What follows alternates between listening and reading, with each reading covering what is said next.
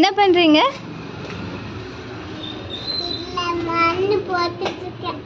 எதுக்கு? என்ன செடி வளர்க்க போகிறீங்க? சாப்பிட்றதுக்கு பூச்செடியா? ஆமாம், உங்கள் பேர் என்ன?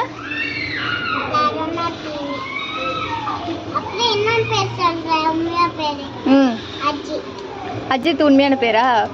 இந்த அஜித்துங்கிறது யாரு? நம்பிடாதீங்க. அது தலை அஜித்து.